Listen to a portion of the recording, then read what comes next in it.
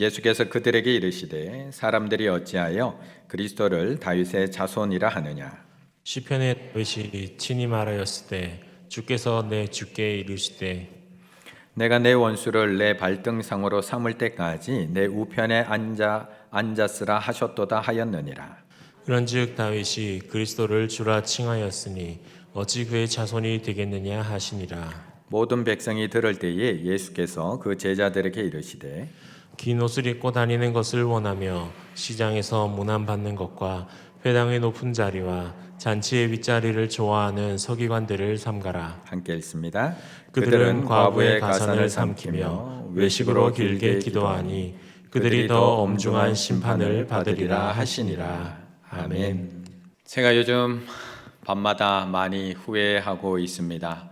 어젯밤에는 참았어야 했는데, 어젯밤에는 참았어야 됐는데, 어젯밤에는 먹지 말고 참았어야 했는데, 어젯밤에 또 먹었습니다.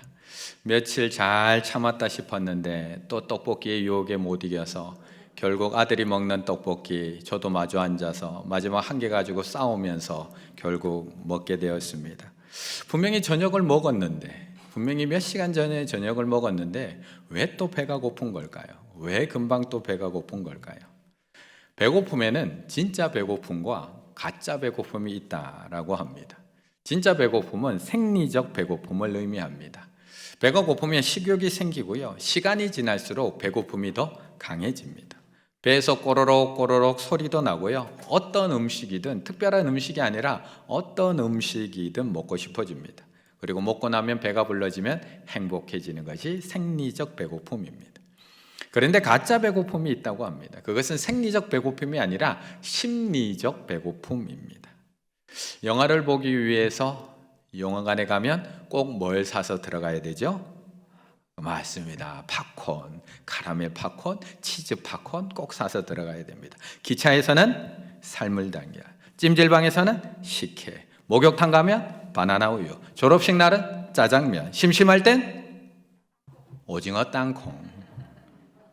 왜 이렇게 연결이 되는 걸까요? 왜 이렇게 꼭 연결이 되는 걸까요? 왜 거기에 가면 그 음식이 생각나는 걸까요? 왜 거기 가서 그걸 먹어야 더 맛있는 걸까요? 이런 배고픔을 심리적으로 조건화된 배고픔이라고 이야기합니다. 뿐만 아니라 거기에다가 다양한 나의 감정과 연결된 가짜 배고픔들도 있습니다. 며칠 전에는 제 방에 어느 분이 와서 하던 문을 열더니만은 붕어 싸마코 하나를 들고는 목사님 당 필요하지 않으세요? 하고 저에게 전해주고 가셨습니다.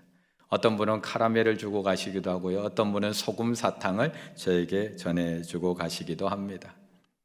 우리는 스트레스 받으면 이렇게 달달한 음식을 먹어야 한다라고 생각하고 또 찾게 됩니다. 또 때로는 심한 스트레스에는 매운 음식을 먹어서 그 스트레스를 날려버리려고 합니다. 바로 심리적 공허감에서 오는 가짜 배고픔들입니다. 배고프다는 것이 위장이 비어서 보내는 신호라고 생각을 했는데, 그래서 나는 위장이 빌 틈 없이 매 시간 음식을 채워주었다고 합니다.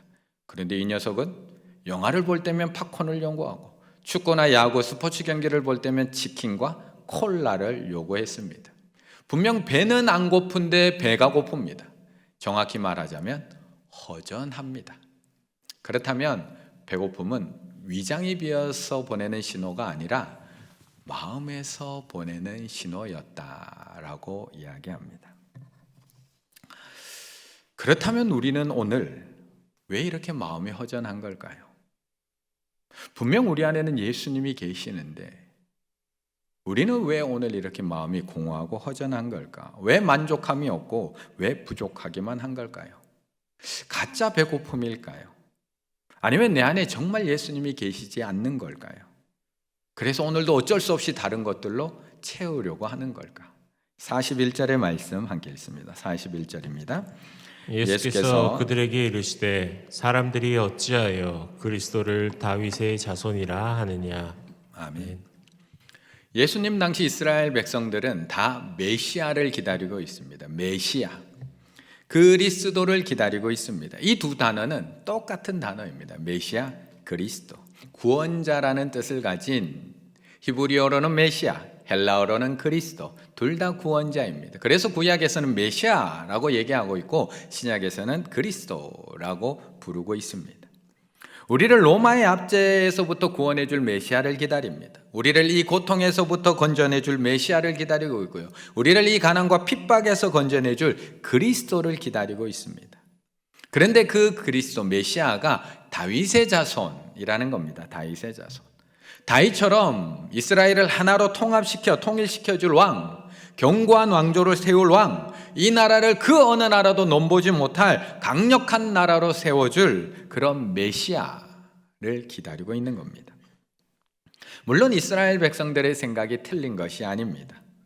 왜냐하면 분명히 성경에서는 그렇게 말씀하고 있고 그런 메시아를 예언하고 있기 때문에 그렇습니다. 사무엘하 7장에 보시게 되면 내가 내 몸에서, 하나님께서 여호와께서 다윗에게 말씀하는 겁니다. 내가 너의 몸에서 너의 씨를 내 뒤에 세워서 그의 나라, 하나님의 나라를 견고하게 세워가겠다 약속하고 계십니다. 이사야서에도 이새의 줄기에서, 다윗의 아버지인 이새의 줄기에서 한 싹이 나서 그 뿌리에서 한 가지가 나서 결실할 것이라고 말씀하고 있습니다. 분명히 구약에서 예언하고 말씀하고 있습니다. 그래서 이스라엘 백성들 중에 예수님을 구원자라고 생각했던, 믿었던 사람들도 늘 예수님을 볼 때마다 이렇게 외치는 겁니다. 다윗의 자손 예수여, 다윗의 자손 예수여, 나를 불쌍히 여기소서. 왜요? 다윗의 자손으로 올 것이라고 예언되어 있었기 때문에. 하지만 대부분의 사람들, 특히 사두개인, 바리새인, 서기관과 같은 종교 지도자들은 예수를 그리스도라고 믿을 수가 없었습니다. 왜요? 다윗과 같은 강력한 힘도, 다윗과 같은 군대도, 다윗과 같은 정치력도 단 하나도 없는 초라한 모습의 예수님을 메시아라고 믿을 수가 없었습니다. 그래서 오늘 예수님께서 그들에게 묻고 있는 겁니다. 예수께서 그들에게 이르시되 사람들이 어찌하여 그리스도를 다윗의 자손이라 하느냐? 사람들이 어떻게 그리스도를 다윗의 자손이라 하느냐? 너희들이 말하는 대로 그리스도가 다윗의 자손이라면, 다윗의 후손이라면 다윗이 죽고 나서 태어났을 텐데 어떻게 그리스도를 볼 수 있느냐? 다윗이 있은 이후에 1000년 이후에 그리스도가 태어나는데 어떻게 다윗이 그리스도를 봤다라고 고백할 수 있느냐라고 되묻고 있는 겁니다. 42절 시편에 다윗이 친히 말하였으되 주께서 내 주께 이르시되, 시편에 다윗이 친히 말하였으되 주께서 내 주께 이르시되, 시편 110편 1절에 보게 되면 하나님께서 그리스도에게, 하나님께서 예수님에게 이야기하는 장면이 있습니다. 그 장면에서 다윗이 그것을 보고 110편을 짓거든요. 그런데 만약에 그리스도의 후손이라면, 그리스도가, 예수님이, 메시아가, 그러면 볼 수 없는데 어떻게 그걸 봤냐는 겁니다. 이 얘기는 너희들이 생각하고 있는, 너희들 상식에서 이해하고 있는 메시아가 그런 혈통적 메시아, 군사적 메시아, 정치적 메시아가 아니라는 것을 가르쳐주고 있는 겁니다. 그리스도는 너희가 생각하는, 너희를 가난에서 건져줄 그 정도 후원자가 아니야. 그리스도는 너희를 이 압제에서만 건져줄 그런 해방자가 아니야. 그리스도는 너희를 이 고통만 견디게 해줄 그런 위로자 정도가 아니야.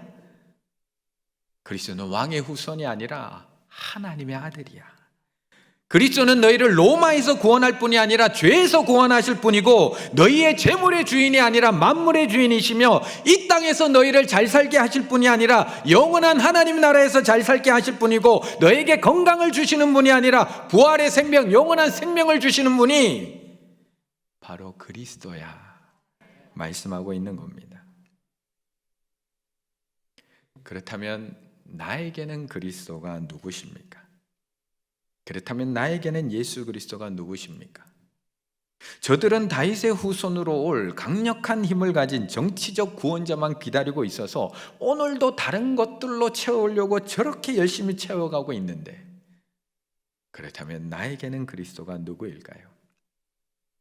그리스도인으로서 우리는 그리스도와 우리의 필요에 대한 그분의 공급하심 안에서 완전한 충분성을 발견한다.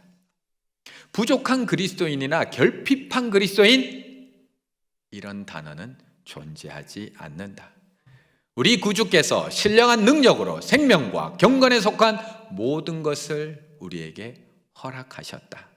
이 부분은 베드로후서 1장 3절을 저 책에서 인용한 겁니다. 인간의 지혜는 거기에 아무런 보탬이 되지 않는다. 모든 그리스도인들은 구원받는 그 순간에 필요한 모든 것을 받는다. 더 이상 아무것도 찾아 헤맬 필요가 없다. 이 책 제목이 그리스도만으로 충분한 그리스도인입니다. 그리스도만으로 충분한 그리스도인. 이 책을 왜 썼냐 하면 교회를 위해서 쓴 책이 이 책입니다. 그리스도 한 분만으로 충분한데 교회 안에 다른 것들로 채워져 가고 있는 교회를 보면서 경고의 메시지를 존 메가더 목사님이 던지고 있는 겁니다. 그리스도 한 분만으로 충분하지 않아? 그리스도 한 분만으로 교회가 충분한데 왜 심리학, 왜 실용주의, 왜 신비주의가 들어와서 교회를 그렇게 어지럽게 물들고 만들고 있느냐고 지적하고 있는 겁니다. 예수 그리스도 한 분만으로 교회는 충분해. 화려한 건물, 화려한 조명, 화려한 음향 물론 필요하지만 예수 그리스도 한 분만으로 너희는 이미 충분하다.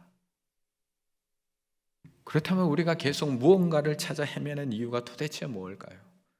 분명 예수 그리스도가 내 안에 있다고 하면서도 오늘도 충만함이 아니라 허전함을 느끼고 살아가는 이유. 46절의 말씀 함께 있습니다. 46절입니다. 긴 옷을 입고 다니는 것을 원하며 시장에서 문안 받는 것과 회당의 높은 자리와 잔치 윗자리를 좋아하는 서기관들을 삼가라. 아멘.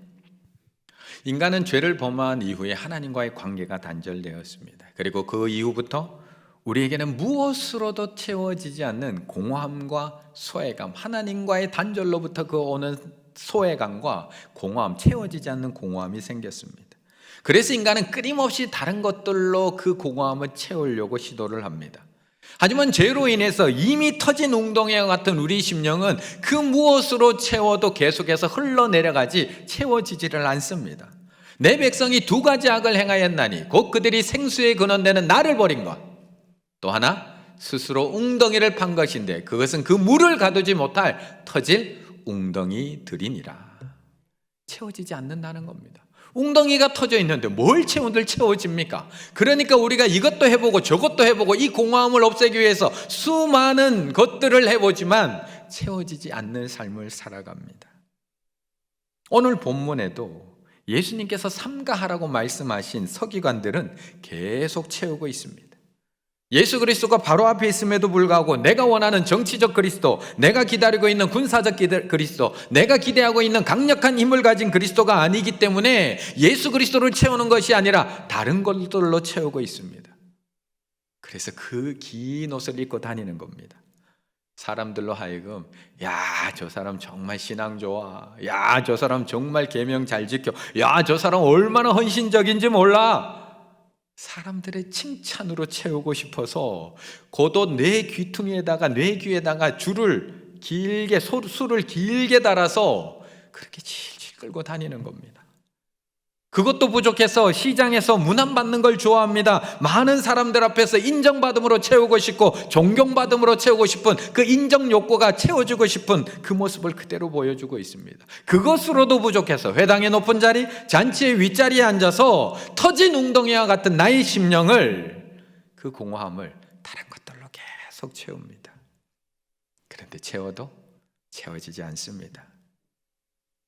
심지어 이어지는 47절에 보시게 되면 과부의 가상까지 집어삼킵니다. 얼마나 배고프면, 얼마나 허기가 지면, 얼마나 공허하면 그 과부의 가상까지도 삼켜버립니다. 그런데도 채워지지 않습니다. 당시 서기관들은 단순히 성경을 가르치는 수준의 사람들이 아니었습니다. 그들은 율법을 필사했고요, 보존했고요, 해석했고요, 가르쳤고 지키게 하는 역할까지 했습니다. 당시에는 이렇게 종교와 정치가 분리되어 있지 않았습니다. 그래서 성경은 경전이자 법률서였습니다. 왜요? 성경의 법대로 가르치고 성경의 법대로 판단했으며 성경의 법대로 재판을 했거든요. 그래서 성경은 경전이며 또한 법률서였습니다. 그래서 서기관들은 신학자이자 또한 법률가였습니다. 그러다 보니까 이들은 마음만 먹으면 너무나 쉽게 과부의 가산을 삼킬 수 있었습니다. 자신에게 맡긴 과부의 가산을 그냥 모른 채 꿀꺽 삼키는 경우도 있고요. 남편의 유산을 상속하는 과정에서 일부를 착취하는 경우도 있고요. 법률에 대한 조언과 상담을 해주고는 엄청난 수임료를 받기도 하고요. 이어지는 21장에 나오는 것처럼 그 과부가 감당하지 못할 헌금의 의무를 지어서 헌금으로 하나님 앞에 바치게 만들기도 했던 것입니다. 도대체 얼마를 채워야 되는 걸까요? 도대체 얼마나 채워야 될까요? 얼마나 채우고 또 채워야지 만족함이 있을까요? 칭찬으로 채우고, 존경받음으로 채우고, 높은 자리로 채우고, 사람으로 채우고, 심지어 과부의 가상까지도 삼켜서 채웠는데 채워지지 않는 공허함, 도대체 얼마나 채워야 할까요? 그런데 이렇게 다른 것들로 채우고 채우며 살았던 한 사람이 있습니다. 그 사람이 누구냐 하면 바로 앞장 19장에 나오는 세리장 삭개오입니다. 세리장 삭개오. 누가복음 19장 이전에 삭개오를 이렇게 묘사합니다. 삭개오라 이름하는 자가 있으니 세리장이요 또한 부자라. 세리장이요 또한 부자라. 이미 높은 자리로 채웠습니다. 존경받는 자리, 인정받는 자리, 물론 앞에서는, 뒤에서는 욕할지 모르지만 앞에서는 굽신거리며 인정받고 칭찬받는 높은 자리에 올라가서 채웠습니다. 거기에 부자랍니다. 또 채웁니다. 재물로 채웁니다. 세금으로 빼앗아 또 채우고 또 채웁니다. 그럼에도 그는 부족했습니다. 채우고 또 채우고 있지만 채워지지 않습니다. 그런데 예수님이 찾아오십니다. 내가 오늘 너희 집에 유하여야 하겠다. 직접 찾아오십니다. 6절 급히 내려와 즐거워하여 영접하거늘. 한 거는 모셔드린 것밖에 없습니다. 나의 집에 나의 심령에 그냥 영접한 것밖에 없습니다. 그런데 그의 집이 그리스도가 들어가시자, 그리스도로 채워지자, 그리스도로 충만해지자, 그래서 다른 것들이 필요 없어지게 되는 겁니다. 8절의 말씀 함께 읽을까요? 시작. 삭개오가 서서 주께 여짜오되 주여 보시옵소서, 내 소유의 절반을 가난한 자들에게 주겠사오며 만일 누구의 것을 속여 빼앗은 일이 있으면 내 갑절이나 갚겠나이다. 아멘. 이제 삭개오에게 얼마 남았을까요? 이제 삭개오에게 얼마 남았을까요? 내 계산의 절반 가난한 자에게 줬습니다. 이거 다 세금으로 빼앗아서 다 쌓은 부거든요. 그 빼앗은 것이 있다면 4배로 갚아주겠답니다. 도대체 뭐가 남았을까요? 율법대로만 했다면, 정해진 율법대로만 했다면 가난한 자들에게 절반 나눠줄 필요가 없습니다. 예전에 그 율법에는 가난한 자에게도 10분의 1만 떼어서 나눠주면 됩니다. 율법대로 했으면 속여서 빼앗은 것도, 훔친 것도, 내가 뺏은 것에, 훔친 것에 20%만 거기에다가 더해서 갚아주면 되어 있습니다. 그런데 그는 다 나눠줍니다. 다 갚아줍니다. 이제는 채워도 부족한 사람이 아니라 그의 집이 그리스도로 채워지자 더러도 드려도 충분한 사람으로 변한 것입니다. 21장 4절의 말씀 함께 읽습니다. 저들은 그 풍족한 중에서 헌금을 넣었거니와 이 과부는 그 가난한 중에서 자기가 가지고 있는 생활비 전부를 넣었느니라 하시니라. 아멘. 이어지는 21장에는 앞에 살펴본 이런 세리장 삭개오처럼, 변화된 삭개오처럼 드려도 충분한 한 과부가 이어서 등장하고 있습니다. 그녀가 어떤 이유에서 자신의 생활비 전부를 헌금함에 넣었는지는 나오고 있지 않습니다. 어떤 이들은 그 서기관 종교인들의 강요와 의무에 의해서 억지로 헌금을 넣었다라고 이야기하기도 합니다. 하지만 예수님께서는 그녀의 헌금을 보고 부자들보다 더 많이 드렸다고 칭찬하고 계십니다. 그렇다면 의무감으로 드린 것, 억지로 드린 헌금은 아니라는 것입니다. 자신이 가지고 있던 생활비 전부를 넣었다고 예수님께서 칭찬하십니다. 그런데 이 칭찬이 정말 전부를 넣었다고 하시는 칭찬일까요? 우리에게도 너희 생활비까지 전부를 하나님 앞에 드리라고 하시는 하나님의 말씀일까요? 사실 2 렙돈, 하나님께 안 드려도 아무런 상관이 없는 돈입니다. 2랩돈, 지름 1.5cm, 무게 2g. 제가 1.5cm가 얼마나 되는가 싶어서 제가 있는 자로 요즘 나오는 10원짜리 지름을 한번 재봤습니다. 어제 제가 방에서 요즘 10원짜리 되게 작아졌거든요. 그거 한번 지름 재어봤더니 그 지름이 1.8cm입니다. 그거보다도 작은 동전, 손가락 2개로 이렇게 잡으면 동전이 옆에서는 보이지도 않는 동전입니다. 이 동전 2립, 2랩돈으로는 참새 한 마리, 떡 한 덩이조차도 살 수 없는 돈입니다. 제가 너무 계산적이어서 또 계산해 봤더니 요즘 최저임금 9,160원을 하루 일당으로 계산해서 2랩돈을 계산해 봤더니 요즘 돈 1,145원. 하나님께서는 그 헌금을 가지고 부자들이 내는 수십 수백보다 그 헌금보다 더 많이 넣었다고 왜 칭찬하시는 걸까요? 그녀는 남편이 돈을 벌어다 주는 것이 아니라 스스로 벌어서 생활을 꾸려야 하는 과부였다. 게다가 그녀가 드린 헌금은 생필품을 사고 남은 돈이 아니라 지금 당장 먹고 살기 위해 사용해야 하는 생활비였다. 믿음이 없이는 도저히 불가능한 헌금이었다. 그녀가 생활비 전부를 바친 것은 하나님께서 내 인생 책임져 주실 것이라는 믿음이 있었기에 가능한 것이었다. 열왕기상 17장에 보면 사르밧 과부 이야기가 나옵니다. 이 사르밧 과부도 그 기근 중에서 어떻게 엘리야에게 마지막 남은 가루 한 움큼, 마지막 남은 기름 조금을 가지고 작은 떡 만들어서 어떻게 자기가 먹지 않고 그에게 줄 수 있었을까요? 어차피 죽을 건데 먹고 주거나 안 먹고 주거나 자포자기해서 드린 걸까요? 사르밧 과부도 믿었거든요. 하나님의 말씀을 믿었거든요. 그 통에 가루가 떨어지지 아니하리라, 그 기름병에 기름이 마르지 아니하리라 라고 하시는 하나님의 말씀이 주어졌고 그 말씀을 믿었거든요. 그 말씀을 믿었기 때문에 더러도 충분해지는 그 하나님의 은혜를 경험할 수 있었던 것입니다. 저는 오늘 우리 성도님들에게 감히 한번 물으려고 합니다. 내 안에 예수님이 있습니까?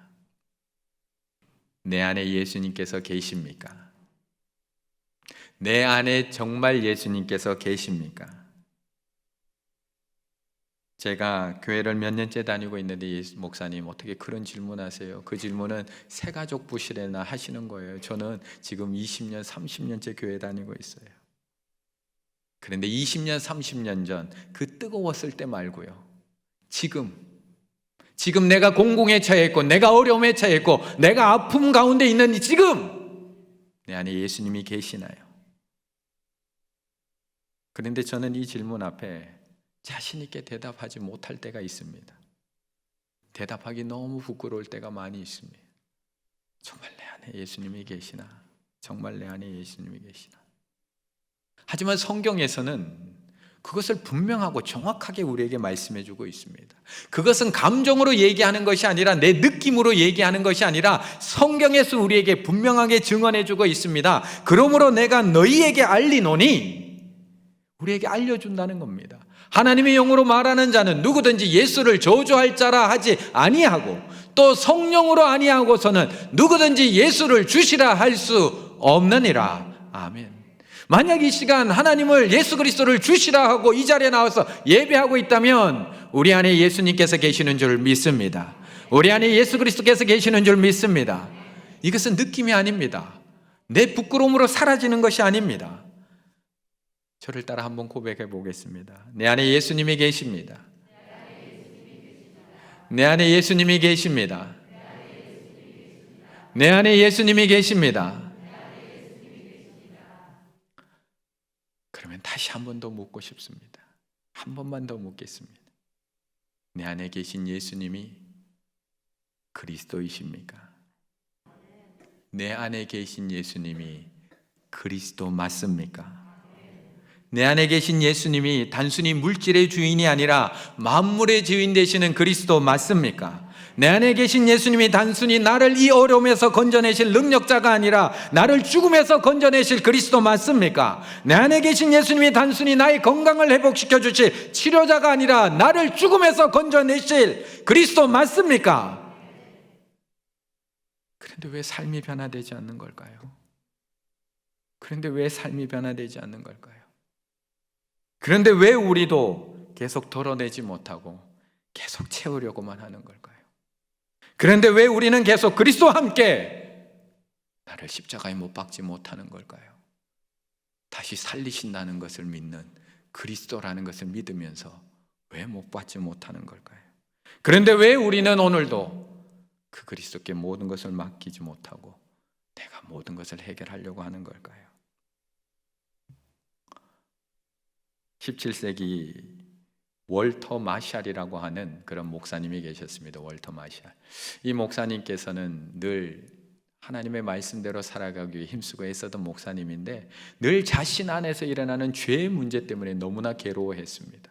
나의 믿음으로는 도저히 이 죄의 문제를 해결할 수 없었던 겁니다. 여러 가지 거짓말, 나의 삶에서 일어나는 반복적인 죄들, 음란한 생각들, 도저히 자신의 믿음으로는 도저히 해결할 수 없어서 하나님이 늘 두려운 하나님일 뿐이었습니다. 그래서 견디다 도저히 견딜 수 없어서 청교도 신학자였던 토마스 굿윈이라고 하는 신학자를 찾아가게 됩니다. 그리고 자신의 있는 그 마음에 있는 것들을 다 토해냈습니다. 자신의 힘듦을 다 이야기합니다. 양심을 무겁게 하는 죄, 습관적으로 짓는 죄, 생각으로 짓는 죄, 미움으로 짓는 죄, 그 죄를 다 고백합니다. 그러자 토마스 굿윈 신학자가 이렇게 대답을 해줍니다. 자네는 지금 자네가 짓고 있는 나쁜 죄 이야기하고 있지만 가장 나쁜 죄에 대해서는 빼놓고 이야기하고 있네.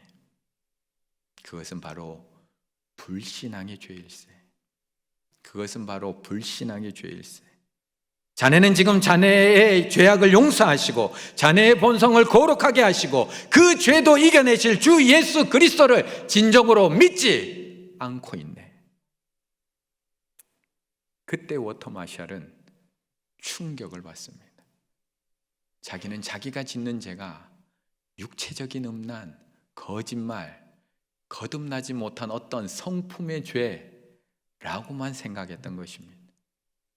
그런데 자기가 상상도 못했던 끔찍한 죄, 무서운 죄를 모르고 있었다는 것입니다. 그는 자기의 모든 죄를 용서하실 뿐만 아니라 자기의 본성 자체를 완전히 바꾸어 내실 수 있는 예수 그리스도를 실제로 믿지 않고 있었다는 것입니다. 우리가 짓고 있는 가장 큰 죄가 무엇일까요? 예수 그리스도를 믿지 않는 죄. 예수를 완전하신 구원자로 믿지 않는 죄. 예수 그리스도가 나를 변화시키고 나의 가정을 변화시키고 우리 교회를 변화시킬 것이라는 그리스도로 믿지 않는 죄. 예수 그리스도를 내 생명의 주인이고 우리 가정의 주인이며 우리 교회의 주인 되심을 믿지 않는 죄. 그것을 믿지 못하면 아무리 채워도 부족합니다. 그런데 그것만 믿으면 아무리 덜어내도 충분합니다. 그것을 믿으면 한 움큼 남은 가루로 작은 떡 만들어서 엘리야 드릴 수 있습니다. 그것 믿으면 내게 남은 2렙돈, 마지막 2렙돈 하나님께 드려도 충분합니다. 그것 믿으면 독자 이삭도 하나님 앞에 드릴 수 있고, 그것 믿으면 나를 그리스도와 함께 십자가에 못 박아 죽일 수 있는 것입니다. 내가 그리스도와 함께 십자가에 못 박혔나니 그런즉 이제는 내가 사는 것이 아니요 오직 내 안에 그리스도께서 사시는 것이라. 이제 내가 육체 가운데 사는 것은 나를 사랑하사 나를 위하여 자기 자신을 버리신 하나님의 아들을 믿는 믿음 안에서 사는 것이라. 예수는 그리스도십니다. 예수는 그리스도십니다. 그것만 믿고 부족함 없이 충만하게 살아가실 수 있는 우리 충혈의 가족들 다 되시기를 간절히 바라겠습니다.